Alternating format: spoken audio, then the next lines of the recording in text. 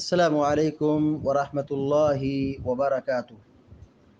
الحمد للہ رب العالمین والعاقبۃ للمتقین والصلاة والسلام علی اشرف الانبیاء والمرسلین نبینا محمد وعلی آلہ وصحبہ اجمعین ومن تبعہم بإحسان الی یوم الدین، اما بعد۔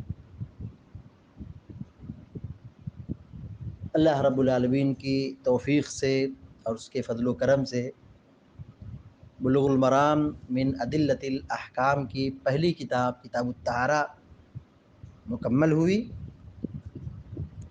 آج کے درس میں کتاب الصلاۃ کے متعلق کچھ تمہیدی باتیں رکھی جائیں گی۔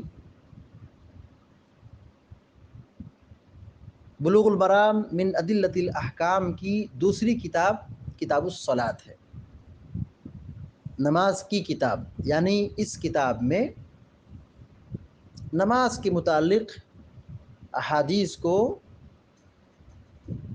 بیان کیا جائے گا۔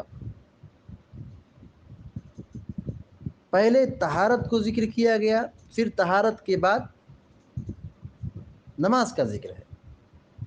جی ہاں، اسلام میں طہارت کی بڑی اہمیت ہے۔ بغیر طہارت کے عبادت کا تصور نہیں۔ عورت ناپاک ہے، نماز نہیں، روزہ نہیں، حج نہیں، خانہ کعبہ کا طواف نہیں کر سکتی۔ پاکی بہت ضروری ہے۔ بغیر وضو کے نماز نہیں، وضو بنانا پڑے گا تب نماز پڑھیں گے۔ کپڑے میں گندگی ہے، جہاں بیٹھ کے کھڑے ہو کے نماز پڑھ رہے وہاں گندگی ہے، بدن میں گندگی ہے، یہ اسلامی تعلیمات کے خلاف ہے۔ نماز پڑھنے کے لیے ضروری ہے کہ ہر چیز کیا ہو، پاک صاف ہو۔ تو کتاب الطہارہ کو اسی لیے پہلے ذکر کیا گیا تاکہ آدمی ہر طرح سے پاک صاف ہو جائے، پاکی اختیار کر لے، وضو بنا لے، اگر ناپاک ہے تو غسل کر لے، پھر اس کے بعد صفائی کے ساتھ وضو اور غسل کے ساتھ وہ عبادت کو انجام دے۔ اگر ناپاک ہے تو غسل کرے اور پھر جو عبادات ہے وہ انجام دے۔ ہماری شریعت میں نماز کی بڑی تاکید ہے، بڑی زبردست تعلیم دی گئی ہے۔ شیخ محمد بن صالح العثیمین رحمۃ اللہ علیہ بلوغ المرام کی شرح میں لکھتے ہیں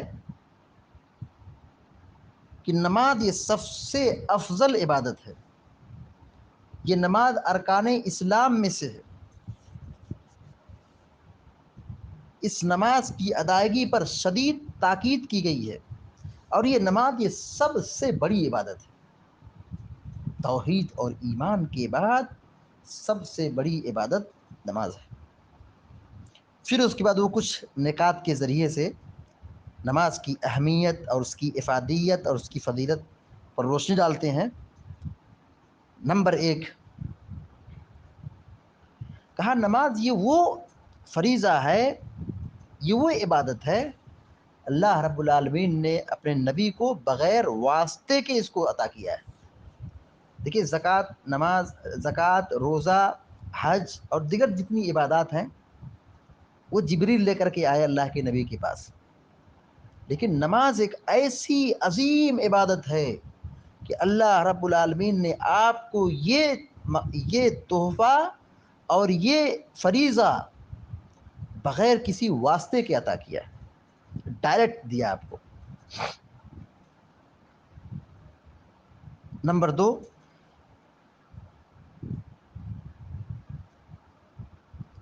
نماز یہ وہ عبادت ہے کہ اللہ رب العالمین نے یہ عبادت اس زمین پر نہیں اتاری، بلکہ آپ صلی اللہ علیہ وسلم کو 7ویں آسمان کے اوپر بلا کر وہاں پر یہ مقام دیا گیا، یہ فضیلت، یہ نماز دی گئی۔ یعنی سارے احکام مسائل فرش پر اترے، یہاں زمین پر اترے، لیکن نماز ایک ایسی عبادت ہے کہ اس کو یہاں زمین پر نہیں دیا گیا بلکہ آسمان پر بلا کر دیا گیا۔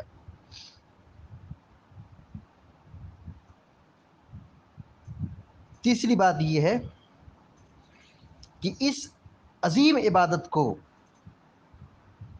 اللہ رب العالمین نے آپ کو عام رات میں نہیں دیا، بلکہ شب معراج عظیم رات میں اللہ تبارک و تعالیٰ نے یہ عبادت دی، نماز کا تحفہ دیا ہے۔ شرف مکان، شرف زمان، دونوں اعتبار سے آپ دیکھ لیں، شرف زمان اور شرف مکان، جگہ اور زمانہ، وقت اور جگہ، دونوں کی کوالٹی دیکھیے۔ اس موقع پر اللہ تبارک و تعالیٰ آپ کو نماز کا یہ تحفہ دیا ہے۔ نمبر 4، اللہ رب العالمین نے پہلے 50 وقت کی نماز فرض کی۔ اب دیکھیے نماز سے اللہ کی کتنی محبت ہے، 50 وقت کی نماز اللہ نے فرض کی۔ اللہ تعالیٰ چاہتا ہے کہ بندہ ہر وقت نماز میں کیا ہو، ڈوبا ہو۔ اگر 50 وقت کی نماز پڑھنے کا حکم دیا جائے تو آدمی کا پورا وقت کس میں جائے گا، نماز پڑھنے میں ہوگا۔ تو اللہ تعالیٰ چاہتا ہے کہ بندے میرے بندے نماز پڑھیں، سجدہ کریں، رکوع کریں، عبادت کریں، نماز پڑھیں۔ اللہ تعالیٰ کو نماز سے بڑی محبت ہے، مگر اللہ رب العالمین نے ہم لوگوں پر رحم کیا اور پھر ہماری کمزوری کو مد نظر رکھتے ہوئے اللہ رب العالمین ہماری کمزوری کو دیکھا، پھر 50 کو منسوخ کر کے 5 پر باقی رکھا، یعنی 45 نماز ساقط ہو گئی، اور 5 نماز ہم پڑھیں گے، ہم پر پڑھنا ہے۔ لیکن ثواب اس کو اتنا ہی ملے گا، 50 نماز پڑھنے کا ثواب ملے گا۔ ہم 5 وقت کی نماز پڑھیں لیکن ثواب کتنا ہوگا، 50 نماز پڑھنے کا ثواب ملے گا۔ نمبر 5، نماز کے علاوہ کوئی ایسا عمل نہیں ہے جس کا ترک کر دینا کفر ہو۔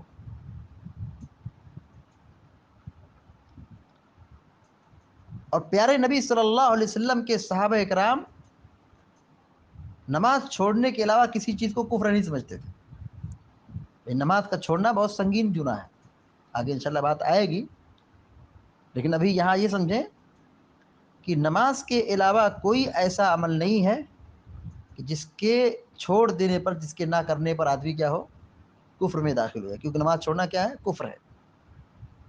اور اللہ کے نبی صلی اللہ علیہ وسلم کے صحابہ اکرام بھی ترک صلاۃ کو کفر سے شمار کرتے تھے۔ نمبر 6، نماز ہر روز فرض ہے۔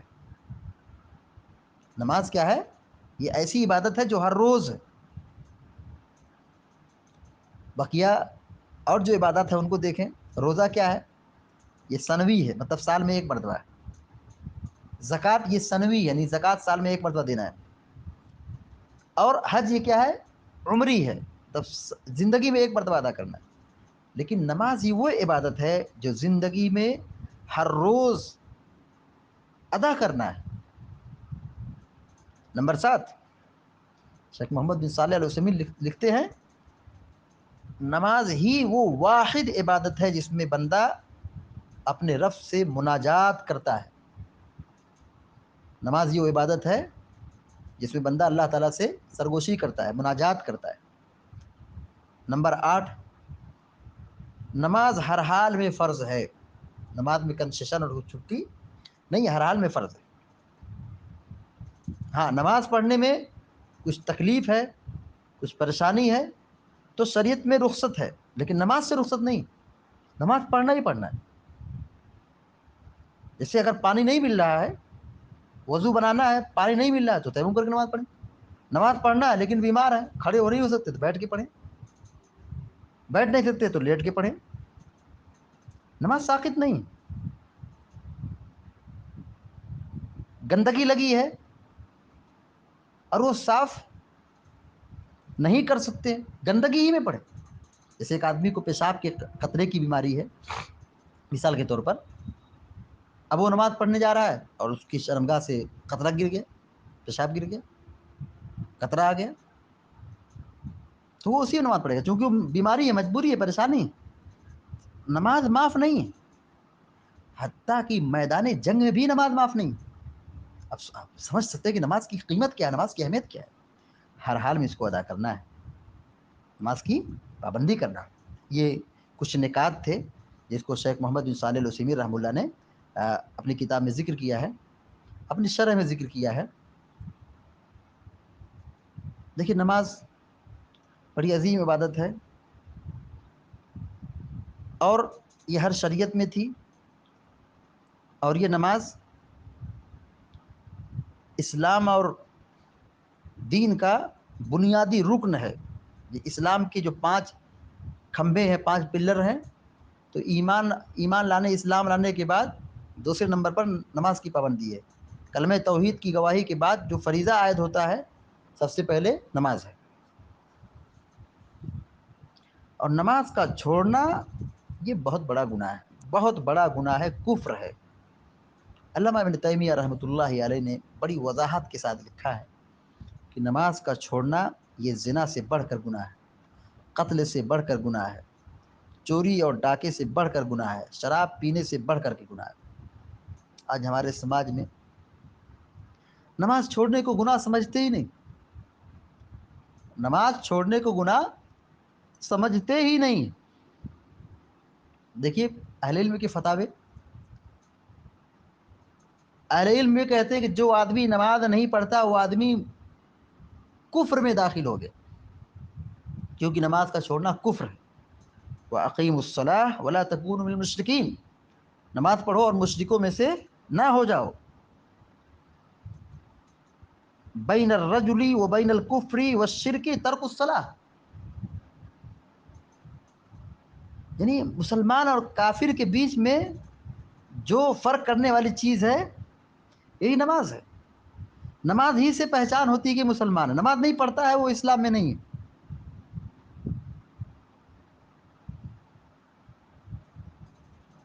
نبی کریم صلی اللہ علیہ وسلم فرماتے ہیں کہ جس نے نماز کی حفاظت کی تو قیامت کے دن اس کے لیے نور ہوگا، روشنی ہوگی، اور نجات اس کو ملے گی، اور جس نے نماز کی حفاظت نہیں کی تو قیامت کے دن نہ اس کے لیے روشنی ہے، نہ نور ہے، نہ نجات ہے۔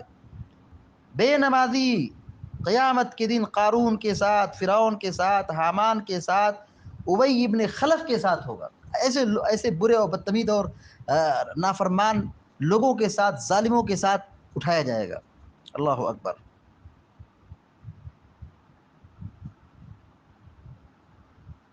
اہل علم نے یہ کہا ہے کہ نماز کا چھوڑنا یہ بہت سنگین جرم ہے، یہ کفر ہے۔ ائمہ اربعہ کی اگر ہم فتاوے دیکھیں تو امام احمد بن حنبل رحمۃ اللہ علیہ کہتے ہیں کہ بے نمازی کو اس کے کفر کی وجہ سے قتل کر دیا جائے گا، یعنی بے نمازی، نماز نہ پڑھنے والا یہ کیا ہے؟ مرتد ہے، کافر ہو گیا ہے، اور جو کافر ہو گیا اس کی سزا کیا ہے؟ اس کو قتل کیا جائے گا۔ امام ابو حنیفہ رحمہ اللہ کا فتویٰ کیا ہے؟ کہتے ہیں کہ یہ نماز کا چھوڑنا تو بہت بڑا گناہ ہے، اس کی سزا ایک ایسے آدمی کو جیل میں ڈال دیا جائے، ایسے آدمی کو کیا کیا جائے؟ جیل میں ڈال دیا جائے، وہ جیل میں رہے، ہاں جب وہ سدھر جائے گا، توبہ کر لے گا، نماز پڑھنے والا ہو جائے گا، تب اس کو نماز پڑھنے کی وجہ سے جیل سے چھوڑ دیا جائے گا۔ یہ امام ابو حنیفہ رحمہ اللہ کا فتویٰ ہے۔ امام مالک، امام شافعی رحمہ اللہ کا کیا فتویٰ ہے؟ وہ یہ کہتے ہیں کہ ایسا آدمی بہت بڑا گنہگار، فاسق ہے۔ ایسا آدمی کیا ہے؟ بہت بڑا گنہگار ہے، لیکن اس کا گناہ ایسا ہے کہ اگر وہ توبہ نہ کرے تو اسے قتل کر دیا جائے گا۔ یعنی وہ یہ نہیں کہتے کہ کافر ہو جائے گا۔ امام مالک رحمۃ اللہ علیہ، امام شافعی رحمۃ اللہ علیہ وہ یہ کہتے ہیں کہ نماز کا چھوڑنا تو بہت بڑا گناہ ہے، اگر نماز چھوڑ دیا تو بہت بڑا گنہگار ہو گیا، فاسق ہو گیا، بہت بڑا گنہگار ہو گیا، اس کو سزا دی جائے گی۔ یعنی اگر وہ مان جائے، سمجھایا جائے، مان جائے تو اچھی بات ہے، لیکن نہیں مانتا ہے تو اس کی سزا کیا ہے؟ قتل کر دیا جائے گا۔ اب دیکھیے ائمہ اربعہ کے فتاوے ہم بتا رہے ہیں، بیان کر رہے ہیں، مطلب رونگٹے کھڑے کرنے والی بات ہے، یہ رونگٹے کھڑے کرنے والی بات ہے۔ آج ہمارے سماج میں بے نمازی سب سے زیادہ ہے، نماز پڑھنے والے تھوڑے۔ اللہ تعالیٰ ہمارے بوڑھوں پر رحم فرمائے. یہ بوڑھے ہیں مسجد کو آباد کیے ہوئے. اگر یہ بوڑھے نہ رہیں تو یہ فجر کی اذان بھی نہیں ہوگی گاؤں میں. اللہ اکبر. بہت بڑا المیہ ہے ہمارے ملک میں، ہمارے علاقے میں، کہ ہم مسلمان، نام کے تو مسلمان ہیں، لیکن ہمارے اندر اسلام اور ایمان کی روح باقی نہیں ہے. نماز کے چھوڑنے کے سلسلے میں ہم اس قدر لاپرواہ ہیں، نماز کے معاملے میں اس قدر لاپرواہ ہیں کہ ہفتہ نماز نہیں پڑھتے. جمعہ کو صرف مسجد میں آئیں گے، خطبہ سنیں گے کہ نہیں سنیں گے، سوئیں گے اور چلے جائیں گے، اور پھر شکایت کریں گے مسلمانوں کو کاٹا جا رہا ہے، مارا جا رہا ہے، کھدیڑا جا رہا ہے. یا ایھا الذین آمنوا استعینوا بالصبر والصلاۃ. اللہ تعالیٰ کا اے مومنو، صبر اور نماز کے ذریعے سے مدد طلب کرو. صبر کرو گے، نماز پڑھو گے تو اللہ کی مدد نازل ہوگی، اور اگر نماز کی پابندی نہیں ہوگی اللہ کا عذاب آئے گا، اللہ کی مدد نازل نہیں ہوگی. پیارے نبی صلی اللہ علیہ وسلم پر جب کوئی مصیبت تکلیف آتی تھی تو آپ کیا کرتے تھے؟ نماز کی پابندی کرتے تھے. یہ نماز، یہ دلوں کا سکون، آنکھوں کی ٹھنڈک ہے، آنکھوں کی ٹھنڈک ہے. یہ اس سے سکون حاصل ہوتا ہے. پیارے نبی صلی اللہ علیہ وسلم نے اسی لیے چھوٹے بچوں کو بھی نماز کی تعلیم دی ہے، تاکہ بچے نمازی کے عادی بن جائیں، نماز پڑھنے والے بن جائیں. مروا اولادکم وهم ابناء 7 سنین. اپنے بچے کو نماز کی تعلیم دو جب وہ 7 سال کے ہو جائے. واضربوهم علیها وهم ابناء 10 سنین. 10 سال کے ہو جائے نماز نہیں پڑھتے تو ان کی پٹائی کرو. شریعت اسلامیہ میں چھوٹے بچے کو، 10 سال کے بچے کو کہیں مارنے کا حکم نہیں دیا کسی موقع پر، سوائے کہ نماز نہیں پڑھتا ہے. سرپرست کی، باپ کی، ماں کی ذمہ داری ہے کہ اس کی پٹائی کرے تاکہ وہ نمازی بن جائے. تو نماز کی بڑی اہمیت ہے. تو ابھی ہم بلوغ المرام میں یہاں تک پہنچے ہیں کہ نماز کی کتاب ہم پڑھنے جا رہے ہیں. تو اس کتاب میں نماز کے اوقات، نماز کے آداب، نماز کی شرطیں، نمازوں کی تعداد اور اس کی کیفیت، اذکار، دعائیں، اور پھر نماز میں کیا چیز کر سکتے، کیا نہیں کر سکتے، اور نماز کون کون سی ہے. نماز کی بہت ساری قسمیں ہیں. فرض نماز، نفل نماز، دن کی نماز، رات کی نماز، نفل نماز، عید کی نماز، استسقاء کی نماز، خوف کی نماز. نماز کی بہت ساری تفصیلات ہیں. تو اس کتاب میں حافظ ابن حجر العسقلانی رحمۃ اللہ علیہ بہت تفصیل کے ساتھ ذکر کریں گے. اللہ تعالیٰ سے دعا ہے کہ اللہ تعالیٰ ہم سب کو نیک عمل کی توفیق عطا فرمائے. اور اس کتاب کو ہم جو پڑھنے جا رہے ہیں، اللہ تعالیٰ ہمارے اس پڑھنے کو قبول فرمائے اور نماز کے مسائل کو ہمارے لیے آسان بنائے. اور اللہ تعالیٰ ہم سب کو، آپ سب کو نماز پڑھنے کی سعادت نصیب فرمائے. آمین یا رب العالمین. اقول قولی ھذا واستغفر اللہ لی ولکم ولسائر المسلمین فاستغفروہ انہ هو الغفور الرحیم. وصلی اللہ علی نبینا محمد وسلم تسلیما کثیرا. والسلام علیکم ورحمۃ اللہ وبرکاتہ.